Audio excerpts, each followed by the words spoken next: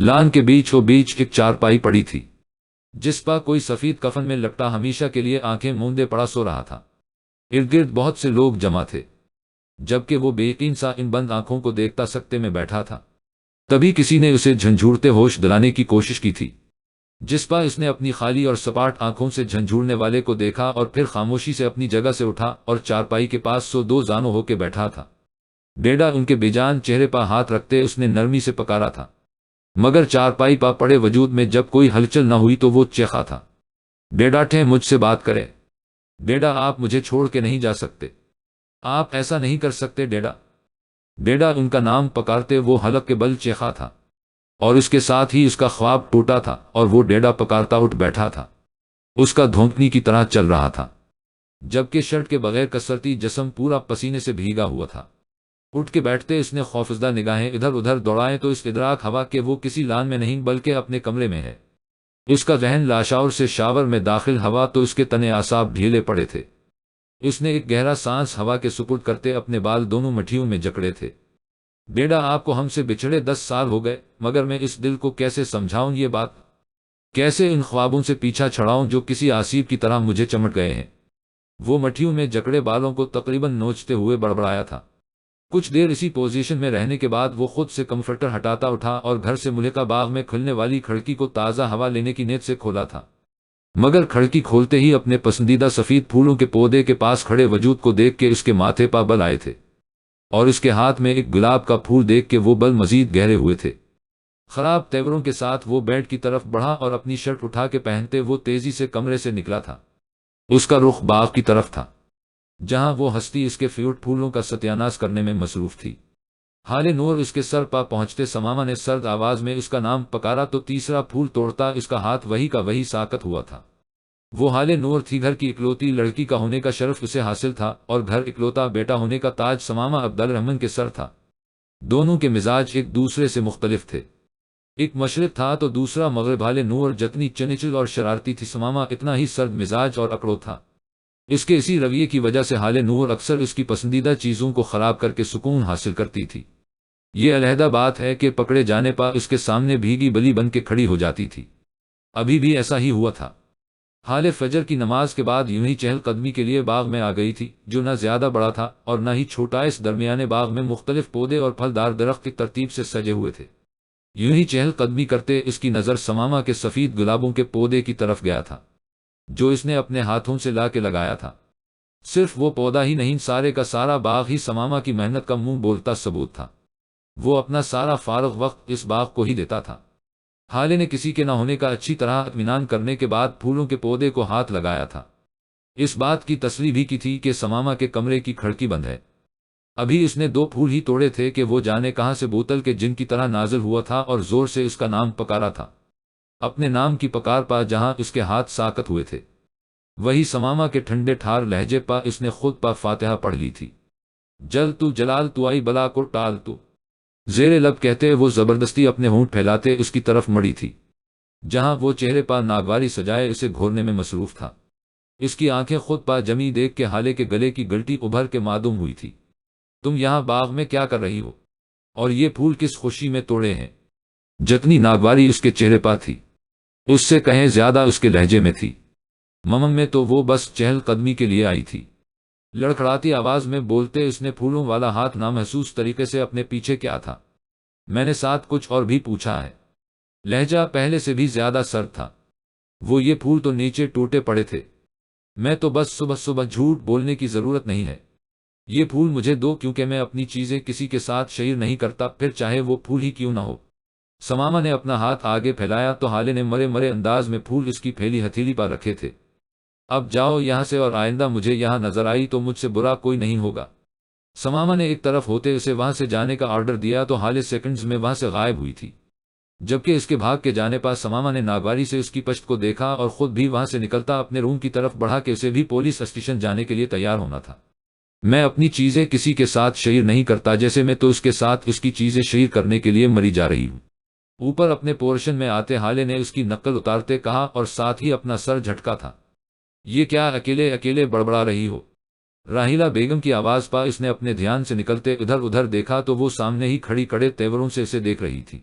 وہ شاید نیچے کچن میں جا رہی تھی ناشتہ کی تیاری کے لیے، اور سیڑھیوں پہ ہی ان کا اپنی بیٹی سے ٹاکرا ہوا تھا۔ اسے چھوڑے، میں آپ کو بتا رہی ہوں، میں عنقریب آپ کے لاڈلے نک چڑے بھتیجے کی شکایت تائی جان یعنی ان کی اماں حضور کو لگانے والی ہوں۔ اپنے دونوں ہاتھ پہلوؤں پر جماتے اس نے آنکھیں چھوٹی کرتے کہا تھا، تم اسے چھوڑو، وہ انتہائی سلجھا ہوا اور اچھا بچہ ہے، تم خود پا کوئی توجہ دو، اتنی بڑی ہو گئی ہو اور ابھی تک بات کرنے کی تمیز نہیں آئی تمہیں۔ ان کی بات پا حالے کا منہ سارے کا سارا کھل گیا تھا۔ ماما کبھی کبھی تو میں سوچتی ہوں میں آپ کی سگی اولاد ہوں ہی نہیں، آپ کہیں سے اٹھا کے لائی ہیں۔ سماما کو بھولتے اس نے اپنی ذات کے لیے آواز اٹھائی تھی۔ خیر اب ایسی بھی کوئی بات نہیں، ہمارا ٹیسٹ اتنا بھی برا نہیں، اگر اٹھا کے لانا ہوتا تو کوئی تمیزدار اور فرمانبردار لے کے آتے، نہ کہ تمہیں لاتے۔ ان کی بات پا اس کا منہ سوچتے ہوئے کھل گیا تھا، جبکہ ان سے تھوڑی دور بیٹھے سیف صاحب کا قہقہہ گونجا تھا جس پا اس کا خون مزید جلا تھا۔ بابا، اس نے احتجاجاً انہیں پکارا تو وہ مسکراہٹ ضبط کرتے منہ پا انگلی رکھ گئے، اور راحیلہ بیگم بھی اسے گھورتے نیچے چلی گئی تھی۔ حالے بھی اپنی تازہ ہوئی عزت افزائی پا پیر پٹکتے اپنے روم کی طرف بڑھ گئی تھی۔ اس کے انداز پا سیف صاحب نے مسکراتے ہوئے نفی میں سر ہلایا اور دوبارہ اپنی اخبار کی طرف متوجہ ہو گئے تھے۔ سماما نہا دھو کے تیار ہو کے فل یونیفارم میں ناشتے کی ٹیبل پر آیا تو گھر کی دونوں خواتین راحیلہ بیگم اور عصمت بیگم نے دل ہی دل میں ماشاءاللہ کہا تھا۔ سماما ٹیبل پر آتے سب سے پہلے عصمت بیگم کے سامنے جھکا تو انہوں نے اس کے سر پر ہاتھ پھیرتے داؤں سے نوازا تھا، پھر یہی عمل اس نے راحیلہ بیگم اور سیف صاحب کے آگے دہرایا تھا۔ راحیلہ بیگم تو اس کے وارے نیارے جا رہی تھی، ساتھ ہی انہوں نے ایک جتاتی نگاہ اپنی صاحبزادی پا بھی ڈالی تھی، جو منہ کے زاویے بگاڑ کے یہ سب کچھ دیکھ رہی تھی، اور اپنی ماں کی جتاتی نظروں پر اسے آگ ہی لگ گئی تھی۔ اس نے ایک خوفوار نظر سماما پر ڈالی تھی جو اس کے سامنے والی کرسی پر بیٹھ رہا تھا۔ گھنا میسنا کہیں کا اسے دیکھتے وہ بڑبڑائی اور سر جھٹکتے ناشتے کی طرف متوجہ ہوئی کہ وہ اس سے زیادہ کسی کو اپنے سر پر سوار نہیں رکھ سکتی تھی۔ سماما بیٹا، آج مجھے دکان کے ضروری کام سے کہیں جانا ہے تو میں ناشتے کے بعد وہی کے لیے نکل رہا ہوں، تم آج حالے کو اس کی یونیورسٹی چھوڑ دو گے؟ سیف صاحب کی بات پا جہاں سماما نے سر اٹھا کے انہیں دیکھا تھا وہی حالے کا نوالا اس کے حلق میں پھنسا اور اسے زبردست کھانسی کا دورہ پڑا تھا، چونکہ اس کے بالکل سامنے والی کرسی پا سماما بیٹھا ہوا تھا، اور جوس کا جگ بھی اتفاقاً اس کے سامنے ہی پڑا ہوا تھا۔ اس نے جلدی سے جگ میں سے جوس گلاس میں ڈال کے گلاس جلدی سے حالے کی طرف بڑھایا تھا، جسے پکڑتے اس نے تیزی سے 2-3 سپ لیے جس سے نوالا حلق سے نیچے اترا اور کھانسی کا دورہ تھما تھا۔ اتنی سی دیر میں حالے کی رنگت سرخ پڑ چکی تھی اور آنکھوں سے آنسو نکل آئے تھے۔ تم ٹھیک ہو؟ پوچھنے والی عصمت بیگم تھی۔ حالے نے ایک نظر سب کو دیکھتے اسبات میں سر ہلایا تو ان سب نے سکون بھری سانس خارج کی تھی۔ اب آرام سے کھانا، کوئی پیچھے نہیں لگا ہوا۔ راحیلہ بیگم نے اسے تنبیہ کرنا ضروری سمجھا تو اس نے بس منہ بسورا تھا۔ ہاں تو میں تم سے کچھ کہہ رہا تھا، حالے کی طرف سے تسلی کرتے سیف صاحب دوبارہ سماما کی طرف متوجہ ہوئے تھے۔ جی چچا جان، آپ کا حکم سر، آنکھوں پر کوئی مسئلہ نہیں، میں چھوڑ دوں گا حالے کو یونیورسٹی۔ سماما کے جواب پا سیف صاحب نے محبت بھری نظروں سے اسے دیکھا تھا۔ بابا میں پوائنٹ سے چلی جاؤں گی۔ حالے ہولے سے منمنائی تو سماما ایک سپاٹ نظر اس پر ڈالتے دوبارہ اپنے ناشتے میں مگن ہو گیا تھا۔ کوئی ضرورت نہیں پوائنٹ سے جانے کی، سماما نے کہا تو ہے، وہ تمہیں چھوڑ دے گا۔ سیف صاحب کی بجائے راحیلہ بیگم کی طرف سے سخت جواب آیا تو اس نے شاکی نظروں سے انہیں دیکھا تھا۔ اور بیٹا تم سے ایک اور درخواست بھی کرنی تھی، تم شام کو ڈیوٹی سے واپس آ کر کچھ وقت نکال کے اس نالائق کو بھی پڑھا دیا کرو، ہر سمسٹر میں مر کے پاس ہوئی ہے، تم پڑھا دو گے تو شاید اچھی GPA لے ہی آئے۔ راحیلہ بیگم کے نئے شوشے پا حالے نے پورا منہ کھول کے اپنی ماں کو دیکھا تھا۔ اب تو اسے پکا یقین ہو گیا تھا کہ اس کی ماں اسے کہیں سے اٹھا کے لائی تھی۔ جی چچی جان پڑھا دوں گا، ان کی باتوں سے انکار کرنا تو گویا اس نے سیکھا ہی نہیں تھا، اور حالے تو بس بیبسی سے اپنی گردن کے گرد شکنجہ مضبوط ہوتے دیکھ رہی تھی۔ اگر تم ناشتہ کر چکی ہو تو باہر آ جاؤ، میں گاڑی میں ویٹ کر رہا ہوں۔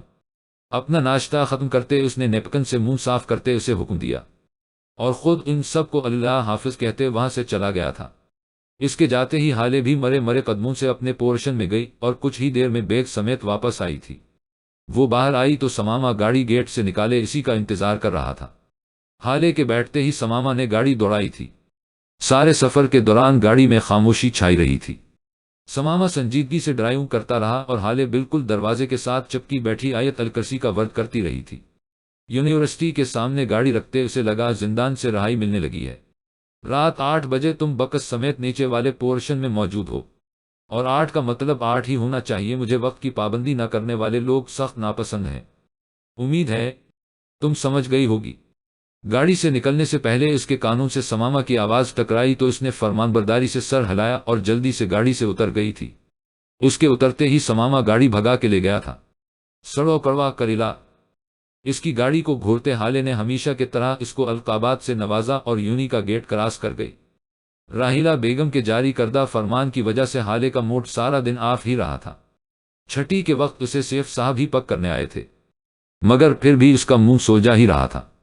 سیف صاحب کی ہر بات کا جواب اس نے صرف ہاں میں ہی دیا تھا۔ گھر آتے ہی وہ سیدھا اپنے پورشن میں گئی تھی۔ کمرے میں پہنچتے ہی پیچھے دروازہ زوردار طریقے سے بند کیا کہ اس کی آواز پورے گھر میں گونجی تھی۔ بگڑے موڈ کے ساتھ اس نے بیگ بیڈ پا پھینکا اور خود بھی اوندھے منہ بیڈ پا ڈھیر ہو گئی تھی۔ اسے یوں لیٹے تھوڑی ہی دیر گزری تھی کہ راہیلہ بیگم کھانے کی ٹرے لیے اس کے کمرے میں داخل ہوئی تھی، مگر اسے بیگ سمیت بے ترتیبی سے بیڈ پا لیٹے دیکھ کے ان کا پارا ہائی ہوا تھا۔ حالے نور، تم نے کب بڑے ہونا ہے؟ 22 کی تم ہو چکی ہو اور ابھی تک تمہارا بچپنا ہی ختم نہیں ہو رہا، راہیلہ بیگم نے دانت پیستے ہوئے کہا اور کھانے کی ٹرے سٹی ٹیبل پر رکھی تھی۔ عموماً تو حالے خود نیچے کچن میں آ کر کھانا کھاتی تھی، مگر آج راہیلہ بیگم خود کھانا لے کے آئی تھی۔ اس کے لیے ان دونوں کی آپس کے تعلقات سے وہ واقف تھی، اور یہ بھی جانتی تھی حالے زد میں نہیں جائے گی پڑھنے، بس اسے رام کرنے آئی تھی۔ مگر اس کی بے ترتیبی دیکھ کے ان کا دماغ آؤٹ آف کنٹرول ہوا تھا۔ اور جو آپ سگی ماں ہو کے مجھ سے سوتیلی جیسا سلوک کرتی ہیں؟ زبر اس نے اسی پوزیشن میں روحان سے لہجے میں سوال کیا تھا۔ کیا بکواس کر رہی ہو؟ راہیلہ بیگم نے اسے گھوری سے نوازا تھا۔ ہاں تو اور کیا، سب جانتے بوجھتے آپ مجھے آدم خور کے چنگل میں اکیلا چھوڑ رہی ہیں؟ تڑپ کے سیدھے ہوتے وہ بولی تھی۔ زیادہ فالتو بولنے کی ضرورت نہیں، اٹھو اور کھانا کھا لو۔ میں ماں ہوں، تمہاری کوئی دشمن نہیں، جو بھی کرتی ہوں تمہاری بھلائی کے لیے کرتی ہوں۔ سٹی ٹیبل سے کھانے کی ٹرے اٹھا کے اس کے سامنے رکھتے انہوں نے اپنی بات مکمل کی۔ نہیں کھانا مجھے اور نہ ہی آپ کے لارڈ صاحب سے پڑھنا ہے۔ اس کی ہٹ دھرمی پر راہیلہ بیگم نے چند ثانیے اس کو دیکھا اور پھر اس کے سامنے سے ٹرے اٹھا لی تھی۔ نہیں کھانا تو مرضی تمہاری، اور جہاں تک پڑھنے کی بات ہے تو وہ تم جانو اور سماما، میں نے بس اسے کہنا تھا۔ آگے تمہیں پڑھانا اس کی ذمہ داری ہے اور میں جانتی ہوں وہ اپنی ذمہ داریاں نبھانا خوب جانتا ہے، راہیلہ بیگم نے اطمینان سے کہا اور ٹرے سمیت کمرے سے نکل گئی تھی۔ پیچھے حالے نے منہ کھول کے بند دروازے کو دیکھا تھا۔ میری کوئی ویلیو ہی نہیں، آج تو مجھے پکا یقین ہو گیا میں ان کی سگی بیٹی ہوں ہی نہیں۔ بیبسی ہاتھ بیڈ پا مارا اور دوبارہ تکیے پا سر رکھتے بیڈ پا ڈھیر ہو گئی تھی، اور سماما کو خود کو پڑھانے سے روکنے کے لیے مختلف تانے بانے جوڑتی رہی، اور یوں ہی سوچتے سوچتے کب اس کی آنکھ لگی اسے پتا بھی نہ چلا۔ وہ جانے کب تک سوئی رہتی کہ راہیلہ بیگم نے اسے آ کر جھنجھوڑا۔ اس نے مندی مندی آنکھوں سے انہیں دیکھا تھا۔ اٹھ جائیں مہارانی صاحبہ، کب تک سوتی رہیں گی؟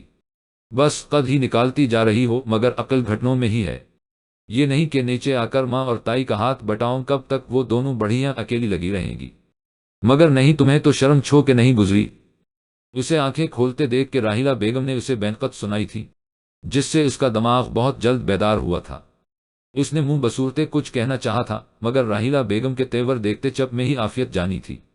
منہ بسورتے وہ اٹھ کے بیٹھی، جمائی لیتے اس کی نظر وال کلاک پا پڑی اور پھر آنکھیں کھلی کی کھلی رہ گئی تھی، کیونکہ گھڑی بتا رہی تھی کہ 8 بجنے میں بس 5 منٹ رہ گئے ہیں۔ وہ بجلی کی رفتار سے بیڈ سے اٹھی اور تیزی سے کبڈ کی طرف بڑھی تھی۔ یار ماما بندہ جگہ ہی دیتا ہے، اب وہ کھڑوس مجھے چھوڑے گا، آخری بات اس نے سرگوشی میں کہی تھی۔ الٹا چور کوتوال کو ڈانٹے میں تمہیں 3 دفعہ جگہ کے جا چکی ہوں، لیکن تم تو شاید بھنگ پی کے سو رہی تھی، یا پھر ساری زندگی کی نیند آج ہی پوری کرنے کا ارادہ تھا، راہیلہ بیگم نے بھی بغیر کسی لگی لپٹی کے کہا تھا۔ مگر فی الحال اس کے پاس جوابی کارروائی کا وقت نہیں تھا، اس لیے وہ بغیر کوئی جواب دیے واش روم میں گھس گئی۔ ہاتھ منہ دھو کے اس نے کپڑے چینج کیے وہ باہر آئی تو راہیلہ بیگم جا چکی تھی۔ اس نے واش روم سے باہر آتے بالوں میں الٹا سیدھا برش پھیرتے جلدی سے بیگ اٹھاتے وہ نیچے بھاگی تھی۔ اس دوران ٹائم 8 سے اوپر ہو گیا تھا، مگر جب وہ نیچے آئی تو چھوٹے سے لاؤنج میں بس عصمت بیگم بیٹھی تھیں، جنہیں دیکھ کے اس نے شکر ادا کیا تھا۔ ہے خود تو کوئی ٹائم کی پابندی نہیں اور مجھے سکھا رہے تھے۔ اسے کی غیر موجودگی پا اس نے تنزیہ مسکراہٹ لیے سوچا اور عصمت بیگم کے پاس جا کے بیٹھ گئی، جو سماما کے کپڑوں کے تہ لگا رہی تھی۔ راہیلہ بیگم کچن میں کھانے کی تیاری کو فائنل ٹچ دے رہی تھیں اور سیف صاحب شاید اوپر تھے۔ تائی امی ایک بات تو بتائے، بیگ سامنے ٹیبل پر رکھتے اس نے عصمت بیگم سے کہا تو ان کی سوالیہ نظریں اس کی طرف اٹھی تھیں۔ یہ میں نے بچپن میں آپ کے بیٹے کا کوئی قرض وغیرہ تو نہیں لیا تھا؟ حالے کا سوال ان کے پلے نہ پڑا تو انہوں نے ناسمجھی سے اسے دیکھا تھا۔ دیکھے نہ مجھے دیکھ کے ان کے ماتھے کے بلوں میں اضافہ ہو جاتا ہے۔ مجھے ایسے دیکھتے ہیں جیسے آنکھوں ہی آنکھوں میں سالم نگل جائیں گے۔ چہرے کے ایکسپریشنز ایسے دیتے جیسے کڑوا کریلا بغیر پکا ہی کھا لیا ہو۔ اس کی باتوں پر عصمت بیگم کے چہرے پر نرم سی مسکراہٹ آئی تھی۔ نہیں بیٹا، اس کی طبیعت کا حصہ ہے، یہ تقریباً سبھی کے ساتھ ہی وہ سنجیدہ ہی رہتا ہے۔ عصمت بیگم نے عزلی نرم لہجے میں اسے سمجھایا جس پر اس نے بس منہ بسورا تھا۔ اچھا جاؤ، یہ کپڑے سماما کے کمرے میں رکھ آؤ، میں ذرا راحیلہ کو دیکھ لوں۔ عصمت بیگم کے کہنے پر حالے نے آنکھیں بڑی کر کے انہیں دیکھا تھا۔ میں جاؤں؟ اس نے اپنی طرف انگلی کرتے شدید حیرانگی سے پوچھا تھا۔ ہاں، تم مختصر سا جواب دے کے وہ اس کی سنے بغیر کچن میں چلی گئی تھی اور وہ بےبسی سے ان کی پشت دیکھتی رہ گئی تھی۔ کچھ دیر یوں ہی بیٹھے رہنے کے بعد حالے جلال تو کا ورد کرتے وہ سماما کے کپڑے اٹھا کے اس کے کمرے کی طرف بڑھی تھی۔ کمرے کے دروازے پر کھڑے ہوتے اس نے ہلکی سی دستک دی تھی، مگر اندر سے کوئی جواب نہ آیا تو اس نے آہستگی سے دروازہ کھول کے پہلے سر اندر گھسایا اور پورے کمرے میں نظر دوڑائی تو وہ اسے نظر نہ آیا۔ جس پر وہ خدا کا شکر ادا کرتے کمرے میں داخل ہوئی اور بغیر وقت ضائع کیے اس نے کبرٹ کھولی جہاں ایک طرف اس کے استری شدہ کپڑے ہینگ ہوئے تھے، دوسری طرف اس نے طے کیے ہوئے کپڑے رکھنے تھے۔ اس نے جلدی سے ایک سائیڈ پر کپڑے رکھے تھے۔ تم یہاں کیا کر رہی ہو؟ سماما کی سخت اور سپاٹ پا اس کے الماری کے پٹ بند کرتے ہاتھ ڈھیلے پڑے تھے۔ وہ تائی امی نے آپ کے کپڑے رکھنے کا کہا تھا، بس وہی رکھنے آئی تھی، بغیر پلٹے ہی حالے نے جواب دیا تھا۔ تو تمیز بھی کسی چڑیا کا نام ہے، اتنا تو پتہ ہی ہوگا کہ کسی کے کمرے میں داخل ہونے سے پہلے ناک کیا جاتا ہے۔ اس بات پر وہ غصے سے بل کھاتے اس کی طرف مڑی تھی۔ میں نے ناک کیا تھا آپ کو نہیں سنائی دیا تو میرا کیا قصور؟ اس کے لہجے میں ہلکی سی خفگی در آئی تھی۔ اوکے، تو کسی کے کبرڈ میں بغیر اجازت گھسنے کا مطلب تم صوفے یا بیڈ پر رکھ کے چلی جاتی۔ سماما کی باتوں سے اس کا پارا ہائی اور مزید ہائی ہوتا جا رہا تھا۔ اس نے غصے بھری ایک نگاہ سماما پر ڈالی اور بغیر کچھ کہے وہ دروازے کی طرف بڑھی تھی اور جاتے ہوئے دروازہ زوردار آواز سے بند کر کے گئی۔ حالے کی یہ حرکت اسے کے لیے ناگواری کا باعث بنی تھی۔ جس پر بمشکل قابو پاتے وہ بالوں میں برش کر کے لاؤنج میں آیا تھا جہاں وہ پھولے منہ کے ساتھ بکس کھولے بیٹھے تھی۔ میں نے 8 بجے کا کہا تھا، پھر 8 سے ٹائم اوپر کیسے ہوا؟ اس کے سامنے ٹیبل کی دوسری سائیڈ نیچے بیٹھتے اس نے ٹھنڈے ٹھار لہجے میں استفسار کیا تھا۔ اس کے پوچھنے پر حالے نے جھٹکے سے سر اٹھا کے اسے دیکھا تھا۔ غصہ اور خفگی پل بھر میں اڑن چھو ہوئے تھے اور ساتھ ہی سوچ کے در کھلے کہ وہ تو لاؤنج میں تھا، نہیں تو اسے پتا کیسے چلا تھا کہ وہ لیٹ آئی تھی؟ میں ٹائم پر آئی تھی، آپ خود یہاں موجود نہیں تھے۔ خود کو مضبوط بناتے ڈھٹائی کا مظاہرہ کیا گیا تھا۔ میں تمہارے انتظار میں 10 منٹ بیٹھنے کے بعد اپنے روم میں فریش ہونے گیا تھا۔ اس کی سن کے حالے کچھ لمحوں کے لیے چپ کی چپ رہ گئی مگر پھر کچھ بولنا چاہا۔ میں مزید کوئی جھوٹ سننے کا متحمل نہیں ہو سکتا۔ آج پہلا دن تھا، اس لیے رعایت مل رہی، آئندہ ایسا بالکل نہیں ہوگا۔ اب بکس نکالو اور جو سمجھ نہیں آتا وہ مارک کرو۔ آج بس مارک کریں گے، کل باقاعدہ سمجھانا شروع کروں گا۔ اسے منہ کھولتے دیکھ کے سماما نے اسے ٹوک دیا تھا۔ کھڑوس کہیں کا؟ حالے ہولے سے بڑبڑائی تھی۔ کچھ کہا تم نے؟ سماما نے بھنویں اچکائی تھی۔ نہیں، میں تو کہہ رہی تھی، میں بس مارک کرنے لگی ہوں۔ جلدی جلدی بولتے وہ کتاب پا جھک گئی اور سماما اس کے جھکے سر کو دیکھنے کے بعد اس کی دوسری بکس اٹھا کے انہیں دیکھنے لگا تھا۔ آپ کو نہیں لگتا اب ہمیں حالے کے بارے میں کچھ سوچنا چاہیے؟ کھانے اور چائے کے دور بعد سب نے کچھ دیر ٹی وی دیکھا اور پھر سب سونے کے لیے اپنے اپنے کمرے میں چلے گئے تھے۔ سیف صاحب آتے ہی آج کے دن کے حساب کتاب میں لگ گئے تھے، جبکہ راحیلہ بیگم بیڈ کراؤں کے ساتھ ٹیک لگائے حالے کے بارے میں سوچنے میں مصروف ہو گئی تھی۔ اور پھر اچانک ہی سیف صاحب کو مخاطب کرتے یہ سوال پوچھا تھا، جس پر سیف صاحب نے رسیدوں سے نظریں ہٹا کے انہیں دیکھا تھا۔ مطلب کیا سوچنا چاہیے؟ ایک نظر انہیں دیکھنے کے بعد وہ دوبارہ اپنے کام میں مصروف ہو گئے تھے۔ اس کی شادی کے بارے میں اور کس بارے میں؟ سیف صاحب کی بے توجہی پر وہ جی بھر کے بدمزہ ہوئی تھی۔ اتنی جلدی بھی کیا ہے، ابھی تو وہ پڑھ رہی ہے۔ رسیدوں کو الٹ پھلٹ کے دیکھتے انہوں نے بات ہوا میں اڑائی تھی۔ ابھی سے کوششیں شروع کریں گے تو ہی اس کی پڑھائی مکمل ہونے تک کچھ ہوگا۔ اپنی بیٹی کے لچھنوں سے آپ بھی تو واقف ہیں۔ کیا مطلب ہے اس بات کا؟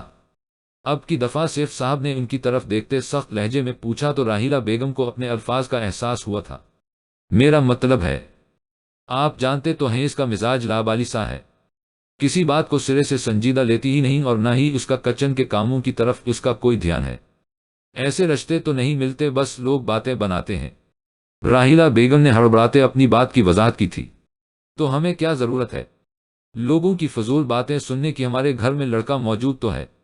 راحیلہ بیگم کی وضاحت پر انہوں نے واضح اپنی خواہش کا اظہار کیا تھا، جس پر راحیلہ بیگم کو خوشی بھی ہوئی کیونکہ ان کی اپنی یہی خواہش تھی، مگر وہ ساتھ ہی تشویش کا شکار بھی ہوئی تھی۔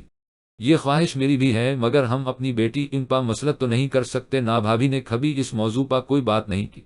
انہوں نے اپنا خدشہ صرف صاحب سامنے رکھا تو وہ بھی سوچ میں پڑ گئے تھے۔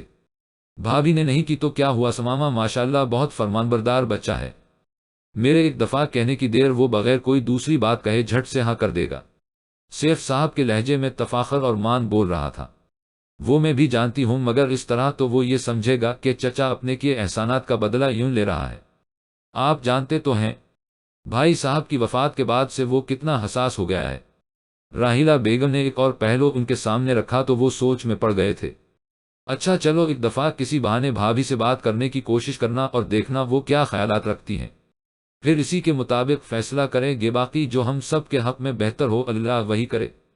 سیف صاحب کی بات راحیلہ بیگم کے دل کو بھی لگی تھی۔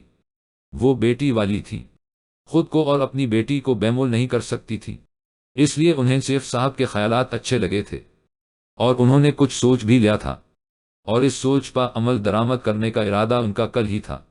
2-3 دن ایسے ہی گزر گئے، راحیلہ بیگم بس موقع کی تلاش میں ہی رہے۔ مواقع تو ویسے انہیں بہت ملے تھے، مگر عصمت بیگم سے کچھ کہنے کی ہمت نہیں جٹا پا رہی تھی۔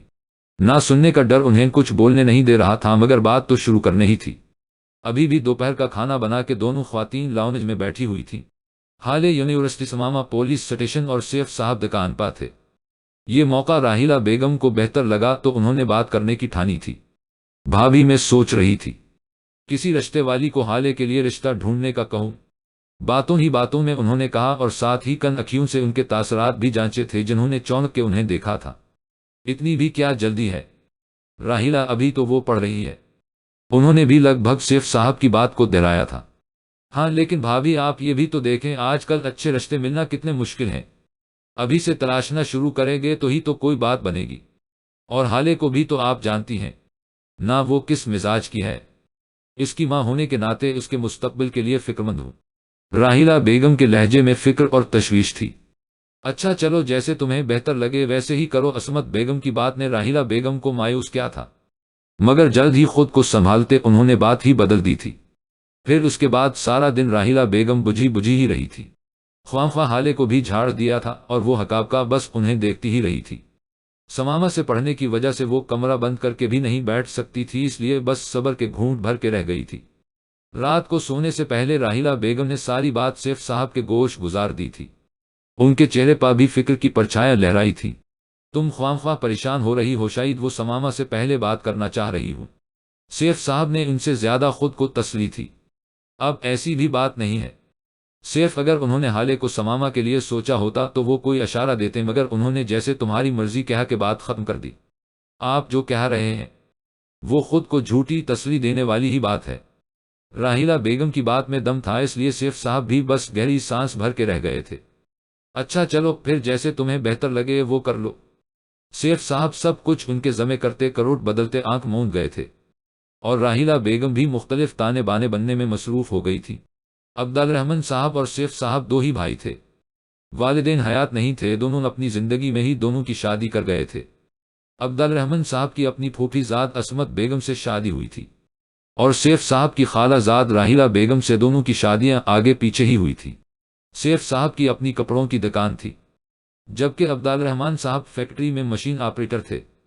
عصمت بیگم کو شادی کے سال بعد ہی اللہ نے سماما سے نواز دیا تھا، مگر راحیلہ بیگم اور سیف صاحب کو شادی کے 6 سال بعد اللہ نے حالے سے نوازا تھا۔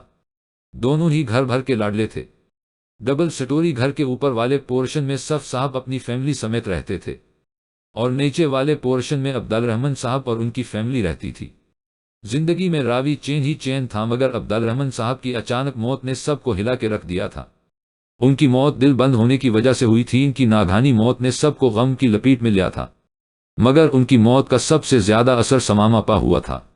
وہ ان سے حد سے زیادہ اٹیچ تھا، اس لیے ان کی موت کو قبول نہیں کر پا رہا تھا۔ پہلے تو کچھ عرصہ اس نے اس بات کو قبول ہی نہیں کیا کہ وہ نہیں رہے ہیں، پھر جیسے اس نے ان کی موت قبول کر لیا وہ بالکل خاموش ہو گیا تھا، نہ کسی کے ساتھ بات کرتا اور بات بات پر غصہ کرنا اس کی عادت میں شامل ہو گیا تھا۔ زیادہ تر اسے کہ غصے کا نشانہ حالے ہی بنتی تھی، اسی بنا پا وہ اس سے جتنا ممکن ہوتا فاصلہ رکھتی تھی۔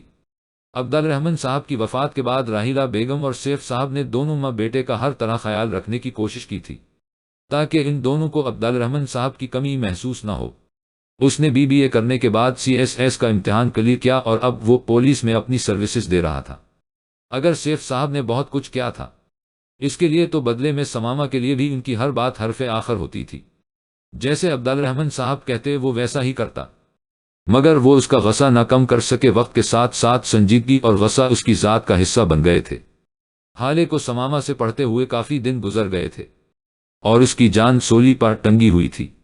اتنی سخت تو یونی میں پروفیسر نہیں ہوتے تھے جتنا سخت سماما تھا۔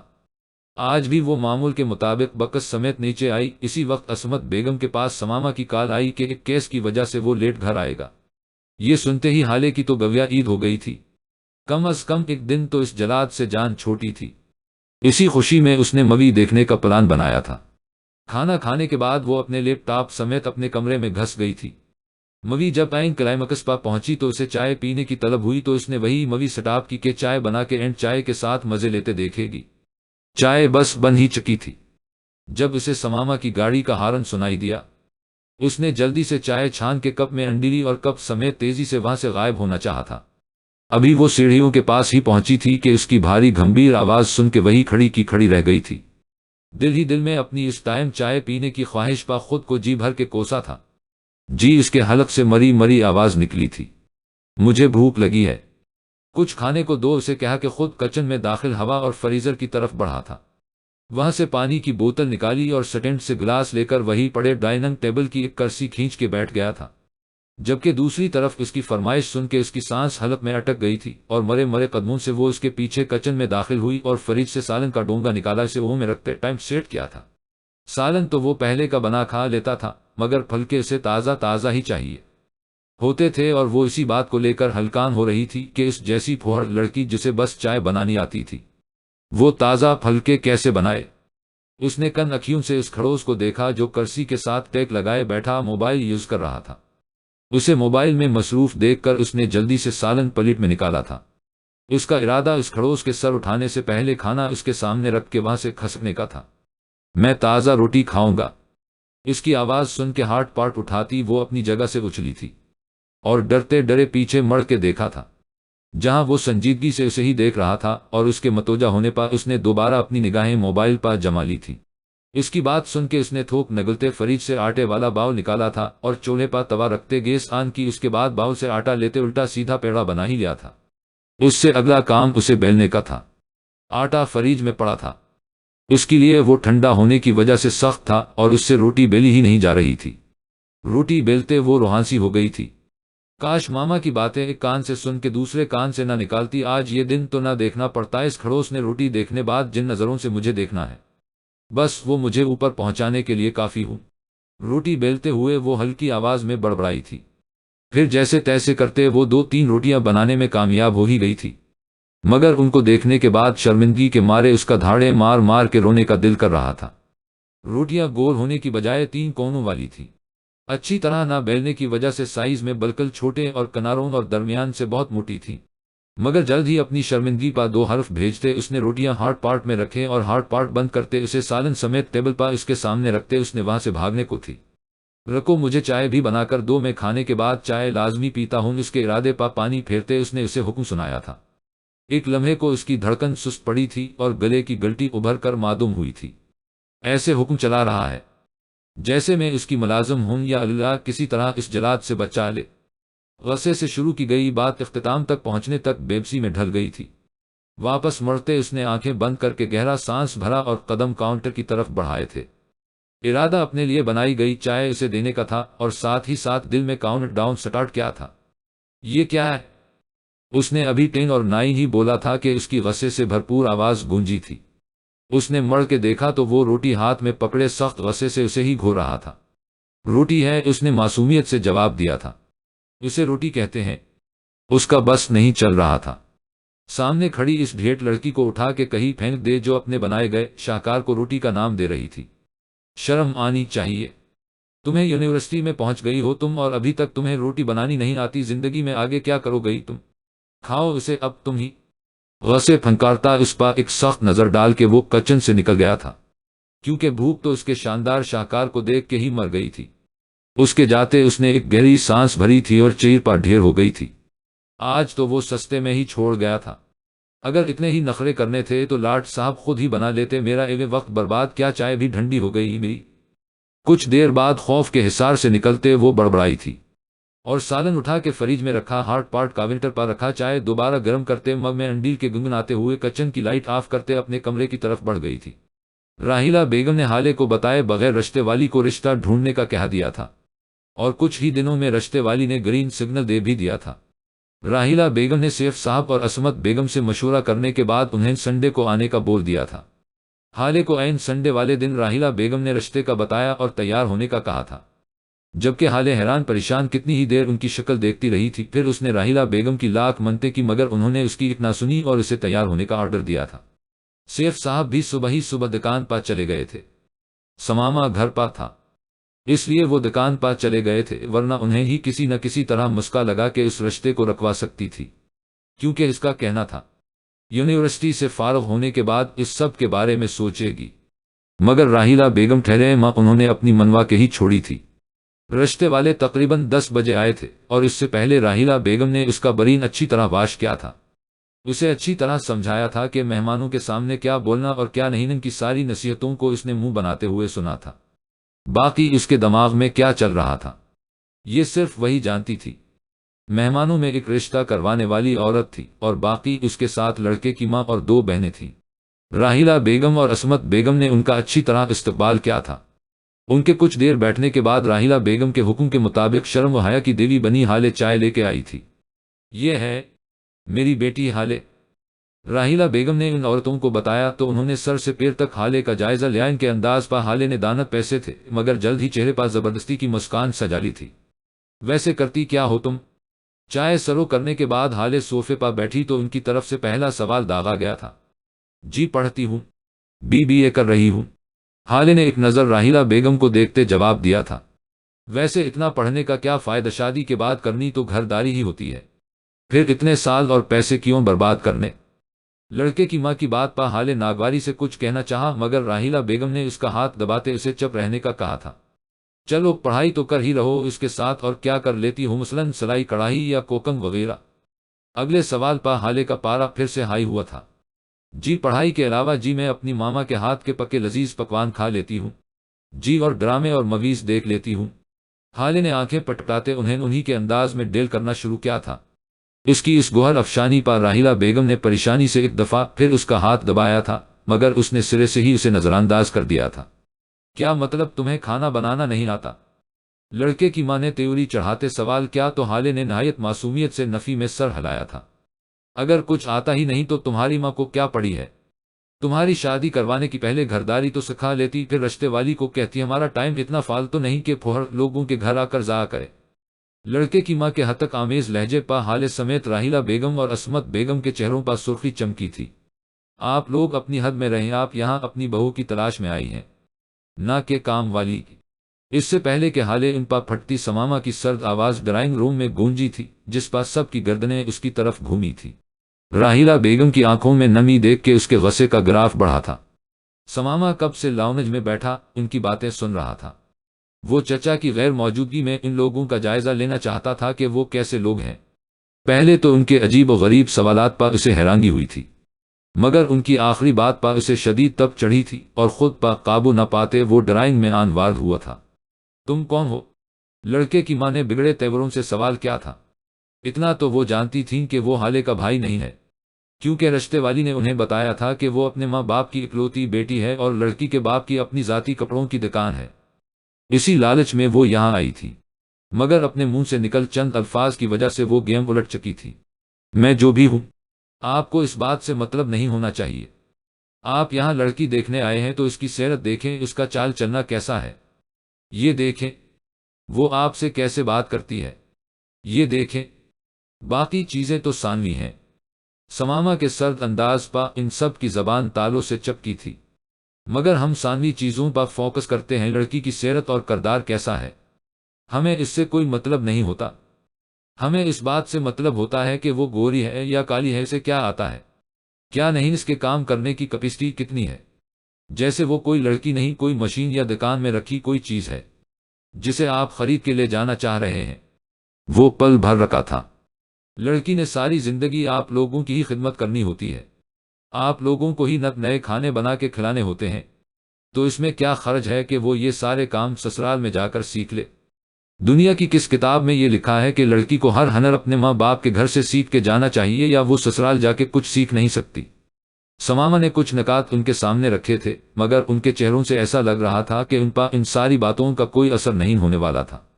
تم جو اتنی بڑی تقریر کر رہے ہو، اگر تمہارے نزدیک ان سب کی باتوں کی کوئی اہمیت نہیں تو تم ہی اس سے شادی کر لیتے نہ، کیونکہ ہمیں اتنا تو پتا ہے لڑکی کا کوئی بھائی نہیں ہے۔ ان کی بات پا سماما کا کھولتا خون مزید کھولا تھا۔ اگر چچا جان کہتے تو کر بھی لیتا، کم از کم آپ جیسے کم ظرف لوگ یہاں تو نہ بیٹھے ہوتے۔ راحیلہ بیگم اور عصمت بیگم نے کچھ حیرانی سے سماما کو دیکھا تھا، جبکہ حالے پورا منہ اور پوری آنکھیں کھول کے اسے دیکھا اور دل ہی دل میں استغفار کیا تھا۔ جاؤ میاں، اب بس اپنا بھرم رکھنے کے لیے لمبی لمبی مت چھوڑو۔ انہوں نے جس لہجے میں کہا وہ سماما کو آگ لگا گیا تھا۔ اس نے سیکنڈز میں فون نکال اور سیف صاحب کا نمبر ملایا تھا۔ ان خواتین سمیت اس کے گھر کی خواتین نے بھی تعجب سے اسے دیکھا تھا۔ السلام علیکم چچا جان، آپ ایک نکاح خوان اور ایک دو گواہ کے ساتھ جلدی گھر آئیں۔ اس کی غیر متوقع بات پر سب کی آنکھیں حیرانی سے بڑھی ہوئی تھی، جبکہ حالے کا دل کسی انہونی کے تحت بڑے زور سے دھڑکا تھا۔ کیا مطلب، کیا کہہ رہے ہو سماما؟ مجھے کچھ سمجھ نہیں آ رہا۔ دوسری طرف سے سیف صاحب کی حیران پریشان سی آواز آئی تھی۔ مطلب میں آپ کو سمجھا دوں گا، بس آپ وہ کر دیں جو میں کہا ہے۔ مگر سماما، انہوں نے کچھ کہنا چاہا۔ آپ کو مجھ پر بھروسہ ہے؟ ان کی بات مکمل ہونے سے پہلے وہ بیچ میں بولا تھا۔ یک لفظی جواب آیا تھا، تو بس آپ نکاح خوان سمیت جلدی گھر آئیں۔ انہیں کہا کہ مزید کچھ کہے بغیر اس نے کال کٹ دی اور وہی موجود ایک کرسی کھینچ کے بیٹھ گیا تھا۔ اس کے تیور دیکھ کے ان عورتوں نے وہاں سے کھسکنا چاہا تھا۔ جہاں بیٹھی ہیں وہی بیٹھی رہیں۔ سماما کی سرد آواز پا وہ اپنی اپنی جگہ ساکت ہو گئی تھی۔ کچھ ہی دیر میں پریشان سے سیف صاحب نکاح خوان اور گواہوں سمیت گھر آئے تھے۔ انہیں لاؤنج میں بیٹھا کہ وہ خود ڈرائنگ روم میں آئے تھے جہاں سب بیٹھے تھے۔ ان کے کچھ بھی پوچھنے سے پہلے سماما کی آواز گونجی تھی جو سب کو ساکت کر گئی تھی۔ میں حالے سے نکاح کرنا چاہتا ہوں، ابھی اور اسی وقت۔ یہ وہ الفاظ تھے جو سیف صاحب اور راحیلہ بیگم کے سینے میں ٹھنڈ بن کے اترے تھے، جبکہ حالے کے سر پر کسی بم کی طرح پھٹے تھے۔ اس نے پھٹی پھٹی آنکھوں سے سماما کو دیکھا تھا۔ وہ تو ٹھیک ہے، مگر یہ مہمان اور یہ اچانک نکاح؟ جلد ہی خوشگوار حیرت سے نکلتے سیف صاحب نے چہرے پر الجھن لیے سوال کیا تھا، جس کے جواب میں سماما نے سارا قصہ ان کے گوش گزارا، جس پر سیف صاحب نے بھی ان خواتین کو اخت نظروں سے دیکھا تو وہ اپنی جگہ چور سی بن گئی تھی۔ پھر سیف صاحب نے بنا کسی اعتراض کے ان کے نکاح پڑھوایا تھا۔ اس سارے قصے کے دوران حالے بس سکتے کی ہی کیفیت میں بیٹھی رہی تھی۔ نکاح کے وقت سیف صاحب نے اس کے سر پر ہاتھ رکھا تو اس نے نظریں اٹھا کے انہیں دیکھا۔ ان کی نگاہوں میں واضح التجا دیکھتے اس نے بمشکل 3 دفعہ قبول ہے کہا اور دستخط کر دیے تھے۔ نکاح ہوتے ہی ہر طرف مبارک سلامت کا شور اٹھا تھا۔ لے منہ میٹھا کریں اور آئندہ اگر کہیں رشتے ڈھونڈنے جائیں تو آج کا واقعہ ذہن میں ضرور رکھیے گا، ورنہ یہ نہ ہو آپ یوں ہی دوسروں کے نکاحوں میں گواہ بنتی رہیں اور آپ کا اپنا بیٹا کنوارا رہ جائے۔ سماما کچن سے جا کر کیک لایا اور ان خواتین کے سامنے کرتے جس انداز میں کہا وہ اپنی جگہ شرمندہ ہو کے رہ گئی، اور بغیر کیک کو دیکھے وہ ایک سیکنڈ میں وہاں سے غائب ہوئی تھی۔ ان کے جاتے کب سے بت بنی حالے میں بھی حرکت ہوئی تھی۔ میرا نکاح اس کھڑوس سے، وہ دھیمے سے بڑبڑائی اور ایک طرف کو لڑک گئی۔ سب پریشانی سے اس کی طرف بڑھے، جبکہ سماما ایک نظر اسے دیکھنے کے بعد نکاح خوان اور گواہوں کو لیے وہاں سے نکل گیا تھا۔ نکاح خوان اور گواہوں کو چائے پلوا کے بھیجنے کے بعد سماما سیدھا اپنے روم میں آیا تھا اور آتے ہی بیڈ پاس سیدھا لیٹ گیا تھا، جبکہ پاؤں بیڈ سے نیچے لٹک رہے تھے۔ سماما نے دونوں آنکھیں بند کرتے اپنے دونوں ہاتھوں سے کنپٹیوں کو دبایا تھا۔ وہ جذباتی بندہ نہیں تھا، ہر کام سوچ سمجھ کے کرنے والا تھا۔ جانے آج کیسے جذباتیت کا مظاہرہ کر گیا تھا۔ شاید اپنی ماں جیسی چچی کی آنکھوں میں آنسو اور ان کی تربیت پر اٹھتے سوال وہ برداشت نہیں کر پایا تھا۔ اور جو فیصلہ کرنے میں اسے عام حالات میں شاید وقت لگتا ہے وہ فیصلہ وہ سیکنڈز میں کر گیا تھا۔ جس لڑکی کو ہمیشہ ماتھے پا بل ڈال کے دیکھا تھا وہ آج اس کی بیوی بن کے بیٹھی تھی۔ یہ بات دماغ میں آتے ہی اس کا دھیان ہالے کی طرف گیا تھا اور ساتھ ہی اس کا بے ہوش ہونا یاد آیا تو اس کے ماتھے پر ایک بل پڑا تھا۔ جانتا تھا وہ اس سے بہت ڈرتی ہے اور ہمیشہ اس سے بھاگنے کی ہی سوچتی رہتی ہے۔ ابھی سماما نے اسے بھی ہینڈل کرنا تھا۔ یہ سب سوچتے اس کا دل مقدر ہوا تھا۔ کچھ دیر ویسے ہی لیٹے رہنے کے بعد وہ شاور لینے کے ارادے سے اٹھا تاکہ دماغ تھوڑا فریش ہو سکے۔ ہالے کو جب سے ہوش آیا تھا وہ بس روئے جا رہی تھی۔ سیف صاحب تو اسے ہوش آتے دیکھ کے موبائل لے کے وہاں سے نکل گئے تھے تاکہ وہاں موجود ورکرز کو ہدایات دے سکے، کیونکہ اب ان کا ارادہ واپس دکان جانے کا نہیں تھا، جبکہ راہیلہ اور عصمت بیگم اسے چپ کروانے میں مصروف تھی۔ ہالے اب بس بھی کرو، کون سا ظلم کا پہاڑ توڑ دیا ہے ہم نے تم پا۔ اسے چپ نہ کرتے دیکھ راہیلہ بیگم نے ذرا سختی سے اسے سرزنش کی تھی۔ آپ جیسی ظالم ماں میں نے کہیں نہیں دیکھی، پہلے مجھے بتائے بغیر رشتے والوں کو بلا لیا اور پھر آنن فانن نکاح بھی کر دیا، وہ بھی اس جلاد سے۔ ہالے نے روتے ہوئے ان کے ظلم گنوائے تو اس کی آخری بات پا عصمت بیگم کی موجودگی کی وجہ سے راہیلہ بیگم نے اسے گھوڑی سے نوازا تھا۔ تو میرا بچہ تمہیں اسے جلاد سے انسان بنا لینا نا، اب تو شوہر ہے۔ راہیلہ بیگم کے کچھ بولنے سے پہلے عصمت بیگم نے کہا، ان کے لہجے میں ہلکی سی شرارت کی بھی رمق تھی، جسے محسوس کرتے راہیلہ بیگم کے چہرے پر بھی مسکراہٹ چمکی تھی، جبکہ سماما کو اپنا شوہر تصور کرتے ہالے کے آنسوؤں میں اضافہ ہوا تھا۔ یہاں کوئی مجھ سے پیار ہی نہیں کرتا، مجھے شیر کی کچھار میں پھینک کے خود سارے اطمینان سے بیٹھے ہوئے ہیں۔ ہالے روتے ہوئے وہاں سے اٹھ کے بھاگتے ہوئے اپنے پورشن میں چلی گئی تھی۔ سماما کے ساتھ ساری زندگی گزارنے کا سوچ کے ہی اس کا دل بیٹھا جا رہا تھا۔ اس کی گوہر افشانی پر راہیلہ بیگم نے گھبرا کے عصمت بیگم کو دیکھا تھا۔ جو بھی تھا وہ تھیں تو سماما کی ماں کہیں برا ہی نہ منا جاتے۔ میں نے برا نہیں منایا اور فکر مت کرو راہیلہ، آہستہ آہستہ دونوں ہی ٹھیک ہو جائیں گے۔ راہیلہ بیگم کی نظریں خود پا محسوس کرتے عصمت بیگم نے انہیں تسلی دی تو وہ زبردستی مسکرائی تھی۔ انہیں عصمت بیگم کا رویہ الجھا رہا تھا، انہوں نے کبھی ہالے کو لے کے کوئی خواہش ظاہر نہیں کی تھی۔ اس کے رشتے کا سن کے بھی انہوں نے کوئی رد عمل ظاہر نہیں کیا تھا اور اب نکاح کے بعد بھی ان کا رویہ نارمل تھا، اور یہ سب باتیں راہیلہ بیگم کو الجھا رہی تھیں اور وہ چاہ کے بھی عصمت بیگم سے پوچھ نہیں پا رہی تھی۔ دوپہر کے کھانے پر تقریباً سبھی موجود تھے سوائے ہالے کے جو نکاح کے بعد سے کمرے میں بند تھی۔ 2-3 دفعہ راہیلہ بیگم اس کے کمرے میں گئی تھیں مگر اس نے نہ تکیے میں سر نکالا اور نہ ہی ان کی کسی بات کا جواب دیا، اور پھر وہ اسے کھانے کے لیے بھی بلانے آئی تھیں جس پر اس نے صاف انکار دیا تو راہیلہ بیگم نے بھی زیادہ اصرار کرنے کی بجائے اسے اس کے حال پر چھوڑ دیا تھا۔ ہالے نہیں آئی کھانے کے لیے؟ اس کی غیر موجودگی پر سیف صاحب نے راہیلہ بیگم سے سوال کیا تھا۔ میں بلانے گئی تھی، وہ کہتی ہے بھوک نہیں ہے۔ راہیلہ بیگم کے جواب پر سیف صاحب نے بس سر ہلایا، انہوں نے زیادہ قریبنا مناسب نہیں سمجھا تھا۔ وہ بھابھی میں شرمندہ ہوں، سماما کے کہنے پر نکاح کروا دیا۔ آپ سے ایک بار نہیں پوچھا، نہ میں نے اور نہ سماما نے، سیف صاحب نے شرمندگی سے سر جھکاتے عصمت بیگم سے کہا تھا۔ ان کیا بات پا؟ پہلے تو انہوں نے چونک کے سیف صاحب کو دیکھا اور پھر ہولے سے مسکرائی تھی۔ سیف، یہ سماما کے معاملے میں تم کب سے مجھ سے کچھ پوچھنے لگے؟ بچپن سے تو اسے بیٹے کی طرح سینے سے لگا کے رکھا ہے تم نے؟ عصمت بیگم کے نرمی سے کہنے پر سیف صاحب نے سر اٹھا کے انہیں دیکھا تھا۔ ہاں مگر پھر بھی آپ ماں ہیں سماما کی، مجھے ایک دفعہ تو پوچھنا ہی چاہیے۔ آپ سے سم بس کر دو سیف، نہ سماما تمہارے لیے بیگانہ ہے نہ ہالے میرے لیے، میں تو شروع سے ہی ہالے کو اپنی بہو بنانا چاہتی تھی۔ ہاں مگر یہ نہیں پتا تھا کہ ایسے سب کچھ ہوگا۔ عصمت بیگم کے الفاظ پر سیف صاحب اور راہیلہ بیگم نے حیرت و بے یقینی سے پہلے ایک دوسرے کو اور پھر عصمت بیگم کو دیکھا تھا، جبکہ سماما اس ساری گفتگو میں بس سر جھکائے کھانا کھانے میں ہی مصروف تھا۔ عصمت بیگم نے ان کی حیرانگی اور ان کے دماغوں میں گھومتا سوال اچھی طرح سمجھا تھا۔ ہاں میری شروع سے ہی یہی خواہش تھی، جب راہیلہ نے ہالے کے لیے رشتے والی کو کہا تھا تب میں اسے منع کرنا چاہتی تھی، مگر اس سے پہلے میں ایک دفعہ سماما سے بات کرنا چاہتی تھی، مگر اس سے اس موضوع پر بات کرنے کا کوئی موقع ہی نہیں ملا اور رشتے والی نے لڑکا بھی ڈھونڈ لیا۔ عصمت بیگم نے تفصیلی بات کرتے ان دونوں کی ہر الجھن دور کی تھی، اور مجھے یہ بھی تھا کہ تم سماما کو ہی ہر کسی پر فوقیت دو گے۔ عصمت بیگم نے مزید کہا تو ان دونوں کو تھوڑی شرمندگی ہوئی تھی۔ جی بھابھی، میں نے بھی سماما کو ہی ہمیشہ اپنے داماد کے روپ میں دیکھا ہے، مگر پھر میں نے سوچا کہیں سماما یہ نہ سمجھے کہ چچا پالنے پوسنے کے اوز دھونس جما رہا ہے۔ اس دفعہ سماما نے سر اٹھا کے انہیں دیکھا تھا۔ چچا جان، آپ نے سوچ بھی کیسے لیا کہ میں ایسا کچھ کہہ سکتا ہوں؟ میرے دل میں آپ کا اور چچی کا مقام ڈیڈا اور ماما جیسا ہے۔ اس کی بات پا سیف صاحب اور راحیلہ بیگم کے چہرے پر پیاری سی مسکان آئی تھی۔ جانتا ہوں، سیف صاحب نے شفقت بھری نظروں سے اسے دیکھتے کہا۔ اچھا اب بس کریں یہ اداسی کی باتیں، ہم نے جو سوچنا ہوتا ہے سوچتے رہ جاتے ہیں اور ہوتا وہی ہے جو اللہ چاہتا ہے۔ حالے اور سماما کا نکاح ایسے ہی ہونا تھا اور اللہ کے حکم سے وہ ہو گیا ہے۔ اب ساری باتیں چھوڑ کے بس کھانا کھائیں سب۔ عصمت بیگم کی بات پاس سب مسکراتے ہوئے کھانے کی طرف متوجہ ہو گئے تھے۔ راحیلہ بیگم اور سیف صاحب اللہ کی اس کرم نوازی پا دل ہی دل میں ان کا شکر ادا کر رہے تھے۔ رات کو سماما 8 بجے لاؤنج میں آ کر بیٹھ گیا تھا تاکہ حالے کو پڑھا سکے۔ ہفتے والے دن وہ لیٹ آیا تھا پولیس اسٹیشن سے، اس لیے حالے کی چھٹی ہو گئی تھی، مگر آج اس کا حالے کو چھٹی دینے کا کوئی ارادہ نہیں تھا۔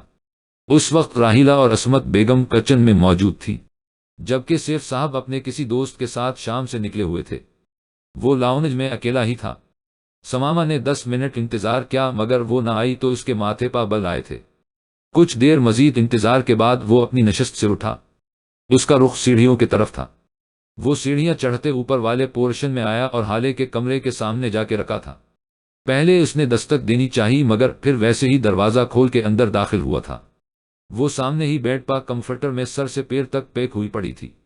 ماما مجھے کھانا نہیں کھانا اور نہ ہی مجھے نیچے جانا ہے، آپ بار بار کیوں آ رہی ہیں؟ اسے لگا تھا کہ راحیلہ بیگم ہے، کیونکہ وہی دن بھر اس کے روم کے چکر لگاتی رہی تھی۔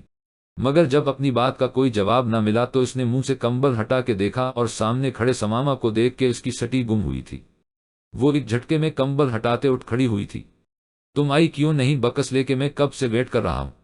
سماما نے ماتھے پا بل ڈالتے اس کے بولنے سے پہلے سوال کیا تھا۔ ماتھے پا بل آئے تھے آج بھی؟ حالے آنکھیں پھیلائی تھی۔ کیوں آج کیا ہے؟ سماما کی سنجیدگی میں کوئی فرق نہیں آیا تھا۔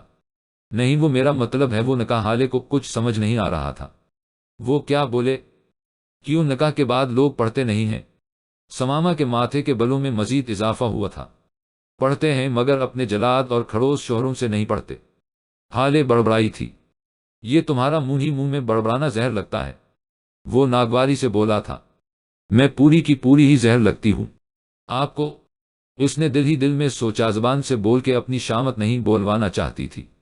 بیگ لے کے فوراً نیچے آؤ، مجھے اور کوئی بہانہ نہیں سننا۔ اسے منہ کھولتے دیکھ کے سماما نے ہاتھ اٹھا کے ختمی لہجے میں کہا تو وہ بیپسی سے بیگ اٹھا کے اس کے پیچھے چل پڑی تھی۔ وہ جتنی بھی شیخیاں بھگار لے سماما کے سامنے اس کی بولتی ہمیشہ بند ہو جاتی تھی، اور وہ بےہیو ایسے کر رہا تھا جیسے کچھ ہوا ہی نہیں، اور اس طرح حالے کو بھی اس کے سامنے احتجاج کرنے کا کوئی موقع ہی نہیں ملا تھا۔ راحیلہ بیگم جو اوپر ہی آنے لگی تھی، اپنی بیٹی کو سماما کے پیچھے پھولے منہ اور بیگ سمیت آتے دیکھ کے انہوں نے مسکراہٹ دبائی تھی۔ انہیں پورا یقین تھا سماما ان کی بگڑی بیٹی کو اچھی طرح سدھار لے گا۔ ان کے پاس سے گزرتے حالے نے ایک شکوہ بھری نگاہ ان پر ڈالی جسے دیکھ کے بھی وہ انجان بن گئی تھی، جبکہ حالے بس دانت پیس کے رہ گئی تھی۔ نکاح والے واقعے کو 4-5 دن گزر چکے تھے۔ حالے تو پہلے ہی سماما کے سامنے کم جاتی تھی، مگر اب تو وہ سماما کو بس ٹیوشن کے ٹائم پا ہی نظر آتی تھی۔ کہنے کو تو دونوں کا نکاح ہو گیا تھا، مگر دونوں ہی نے اس رشتے کے حوالے سے دل میں کوئی جذبہ پنپنے ہی نہیں دیا تھا۔ سماما پولیس اسٹیشن میں اتنا مصروف تھا کہ اس رشتے کے بارے میں سوچنے کا ٹائم ہی نہیں ملتا تھا، اور حالے نے اسے جلاد اور کھڑوس سے زیادہ کبھی کچھ سمجھنے کی کوشش ہی نہیں کی تھی۔ دوسری طرف عید کی آمد ہی آمد تھی، اس لیے عصمت بیگم کا ارادہ عید سے پہلے ہی رخصتی کروانے کا تھا۔ ڈائریکٹ سیف صاحب سے بات کرنے کی بجائے انہوں نے راحیلہ بیگم سے بات کرنے کی ٹھانی تھی۔ ہمیشہ کی طرح کچن اور کاموں سے فارغ ہو کے دونوں خواتین لاؤنج میں بیٹھی باتیں بھگار رہی تھی۔ آج حالے بھی یونیورسٹی سے آف کیے گھر ہی تھی، کچھ اس نے بھی ہیلی کی تو کام جلدی ختم ہو گئے تھے۔ راحیلہ میں سوچ رہی تھی کہ عید سے پہلے پہلے حالے کو رخصت کروا کے لے آؤ۔ راحیلہ بیگم نے چونک کے انہیں دیکھا تھا۔ ان کے لیے یہ اچانک کی جانے والی بات تھی، وہ اتنی جلدی رخصتی کا کہہ دے گی، انہیں اندازہ نہیں تھا۔ یہ بات سن کے قدم تو حالے کے بھی ساکت ہوئے تھے جو لاؤنج میں داخل ہونے ہی لگی تھی۔ بھابھی ابھی کچھ دن ہی ہوئے ہیں، نکاح اور عید بھی نزدیک ہے، اور آپ کو پتہ ہے عید کتنے خرچے نکل آتے ہیں، اگر شادی بھی رکھ لیں تو مشکل نہیں ہو جائے گی۔ راحیلہ بیگم ہچکچائی تھی۔ راحیلہ بیگم کی بات پا حالے خوش ہوئی تھی، ابھی اسے تھوڑا یقین ہوا تھا کہ وہ ان سگی بیٹی ہی ہے۔ ارے راحیلہ کون سا رخصت کر کے اسے کہیں اور بھیجنا ہے جو ہم نے زیادہ تکلف کرنا؟ حالے نے بس اوپر سے نیچے آنا ہے، اور رہی جہیز کی بات وہ تو ہم نے لینا ہی نہیں۔ عصمت بیگم نے ان کی پریشانی کا حل بتایا تھا، مگر پھر بھی بھابھی شادی کا خرچہ بھی ہوگا اور عید کے لیے قربانی کا کوئی جانور بھی لینا ہوگا، اور مجھے نہیں لگتا سماما اور سیف کا اتنا بجٹ ہوگا۔ راحیلہ بیگم اتنی جلدی رخصتی نہیں کرنا چاہتی تھیں، وہ اپنی بیٹی کو پہلے کچن میں ایکسپرٹ کرنا چاہ رہی تھی۔ ہاں تو عید کے بعد بھی تو شادی پا خرچہ ہوگا ہی نا، اور جہاں تک قربانی کے جانور کی بات ہے تو اس دفعہ بڑا جانور لینے کی بجائے بکرا لے لیں گے، کیونکہ قربانی ہم اللہ کی رضا اور خوشنودی کے لیے کرتے ہیں، نہ کہ دکھاوے کے لیے۔ عصمت بیگم کے پاس ان کے ہر مسئلے کا حل تھا۔ میں سوچ رہی تھی پہلے اسے کچن کا کچھ سیکھا دیتی پھر رخصتی کرتی۔ راحیلہ بیگم نے جھجکتے ہوئے اصل بات بتا ہی دی تھی، جسے سن کے عصمت بیگم نے ماتھے پا ہلکا سا ہاتھ مارا تھا، جبکہ حالے نے دانت پیسے تھے۔ ایک تو ماما کو کچن کے سوا کچھ نظر ہی نہیں آتا، ہمیشہ کی طرح وہ بڑبڑائی تھی۔ راحیلہ اب غیروں والی باتیں تو نہ کرو، میں اتنی ظالم بھی نہیں کہ تم ہر طرح سے تسلی کر کے اسے نیچے والے پورشن میں بھیجنا چاہتی ہو، تم بھی یہی ہو، میں بھی مل کے اسے شادی کے بعد بھی سب کچھ سکھا لے گی۔ راحیلہ بیگم ان کے خلوص کی دل سے معترف ہوئی تھی۔ تم پہلے سیف سے مشورہ کر لو، پھر جو بھی بات ہوئی مجھے بتا دینا، دونوں اسی طرح کر لو گی۔ میں بھی، انہوں نے کہا تو راحیلہ بیگم نے سر ہلایا تھا۔ اچھا چلو میں ذرا پڑوس سے ہو کے آتی ہوں، کافی دن ہو گئے چکر نہیں لگا۔ عصمت بیگم انہیں بتاتے لاؤنج کے دروازے کی طرف بڑھی تھی۔ انہیں آتا دیکھ کے حالے تیزی سے دروازے کی اوٹ میں ہوئی تھی۔ ان کے جانے کے بعد وہ لاؤنج میں داخل ہوئی۔ میں بتا رہی ہوں ماما، یہ اچانک والا نکاح تو میں نے کر لیا ہے، اچانک والی رخصتی نہیں کروں گی، رخصتی تو میری پڑھائی مکمل ہونے کے بعد ہوگی۔ اس کی اونچی آواز پر راحیلہ بیگم نے ناگواری سے اسے دیکھا تھا۔ آہستہ بولو، اور تمہیں شرم نہیں آتی دوسروں کی باتیں چھپ کے سنتے ہوئے؟ راحیلہ بیگم نے اسے آنکھیں دکھائی تھی۔ آپ اسے چھوڑیں ماما، میں بتا رہی ہوں میں نے رخصتی نہیں کروانی ابھی۔ ان کی بات نظر انداز کرتے حالے نے اپنی بات پر زور دیا تھا۔ تم سے پوچھ کون رہا ہے؟ اور یہ فالتو کی باتیں چھوڑو اور کچھ کچن پا بھی دھیان دو۔ اگر قسمت سے ساس اچھی مل گئی ہے تو اس کا مطلب یہ نہیں کہ تم ہاتھ پا ہاتھ دھرے بیٹھی رہو۔ راحیلہ بیگم کے جھڑکنے پا حالے نے آنکھیں اور منہ کھول کے انہیں دیکھا تھا۔ اور یہ اپنی ووٹ پٹانگ حرکتیں بھی درست کر لو، شکر کرو تمہاری حرکتیں جانتے ہوئے بھی بچے نے ہاں کر دی نکاح کے لیے، وگرنہ مجھے جانے کتنی ٹکریں مارنی پڑتے تمہارے رشتے کے لیے۔ راحیلہ بیگم نے اس کے کھول منہ پا چوٹ کی، جبکہ ان کی آخری بات پا تو حالے بلبلا کے ہی تا گئی تھی۔ آپ کے شریف بچے کو بھی شکر ادا کرنا چاہیے کہ بیٹھے بیٹھائے بیوی مل گئی، ورنہ اس کڑوے کریلے کھڑوس جلاد اور نک چڑے کو اپنی بیٹی کس نے دینی تھی؟ ہر کوئی میرے ماں باپ کی طرح تھوڑی ہوتا ہے۔ حالے نے بھی اس کی شان میں قصیدہ پڑھتے حساب برابر کیا تھا۔ بکواس مت کرو، راحیلہ بیگم نے اسے گھوری سے نوازتے کہا تو وہ پیر پٹکتے وہاں سے واک آؤٹ کر گئی تھی۔ اس کے جاتے ہی راحیلہ بیگم نے بھی سر جھٹکتے ٹی وی آن کیا تھا۔ راحیلہ بیگم نے رات کو عصمت بیگم کی ساری باتیں سیف صاحب کے گوش گزار دی تھی۔ وہ بھی عصمت بیگم کی باتوں سے متفق تھے۔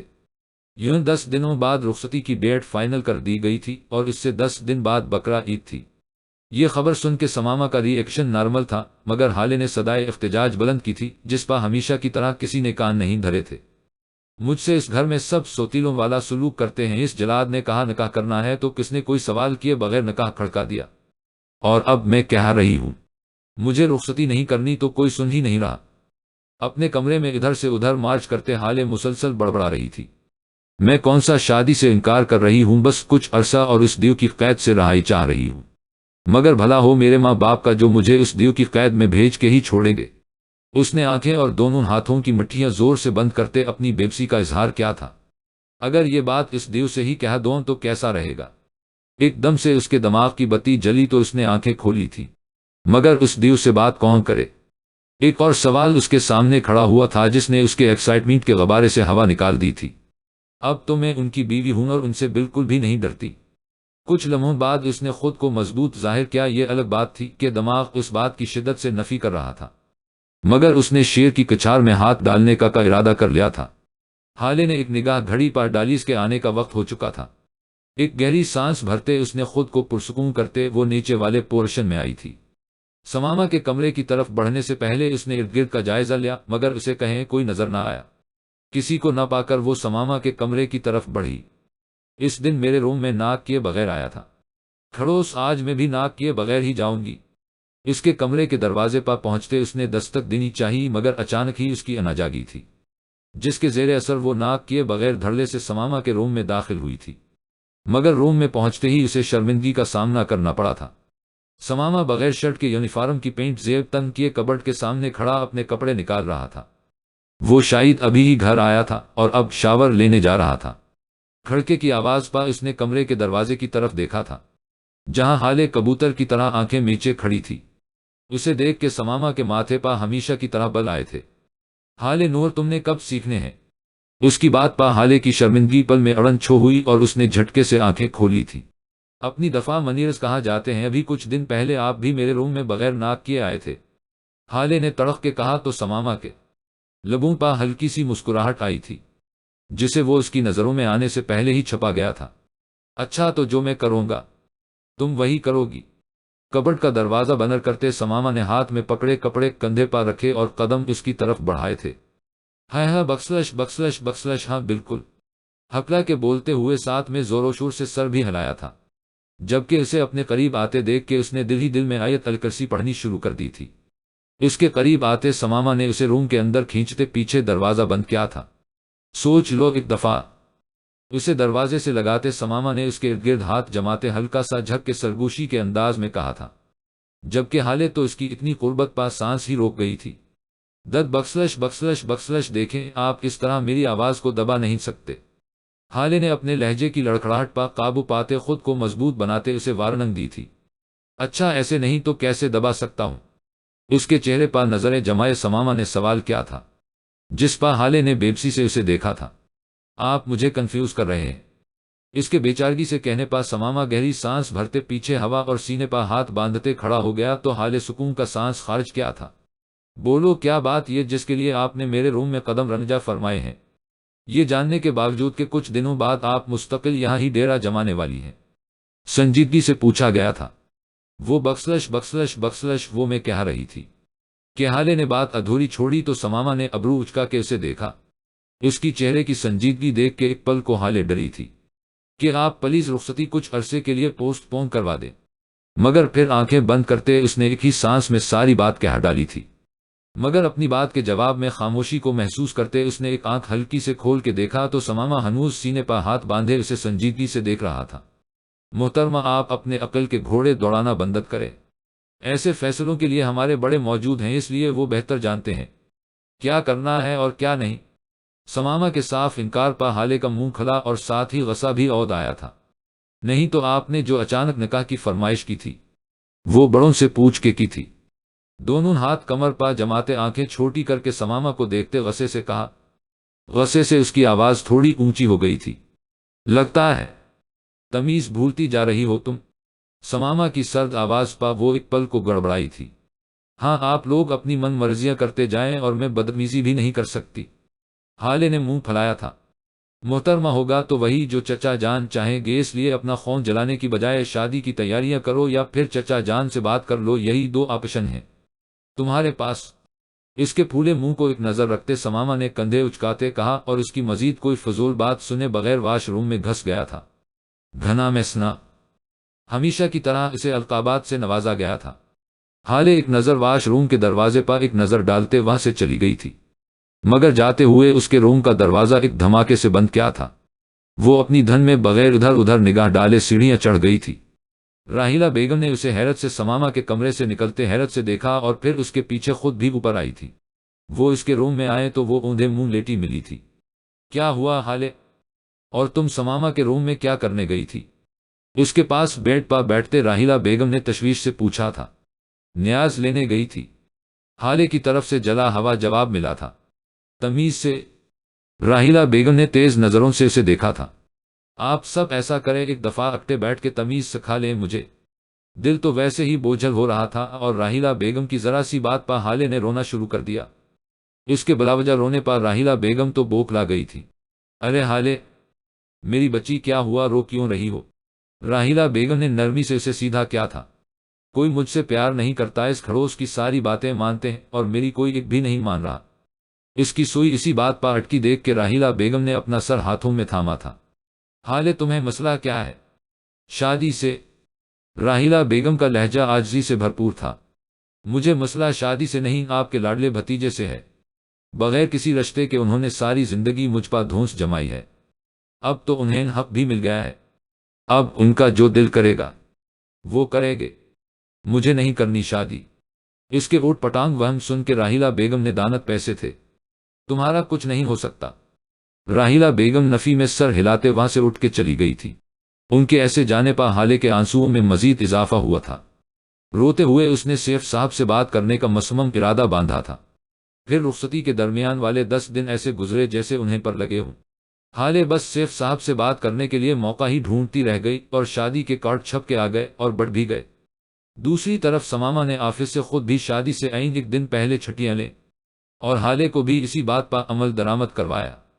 اس دوران وہ معمول کے مطابق اسے ٹیوشن بھی دیتا رہا تھا۔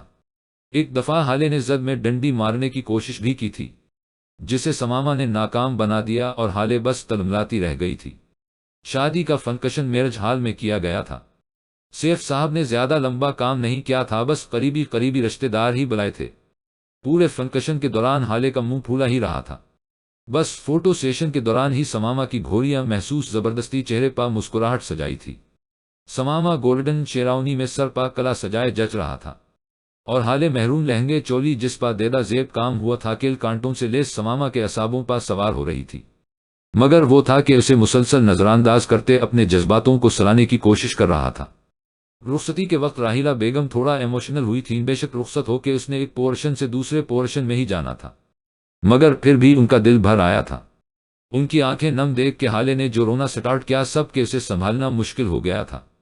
وہ تو ویسے ہی رونے کا بہانہ ڈھونڈ رہی تھی۔ اب بس بھی کر دو حالے، تمہیں کون سا بیاہ کہ ہم دوسرے سیارے پا بھیج رہے جو تم نے دریا ہی بہا دیے ہیں۔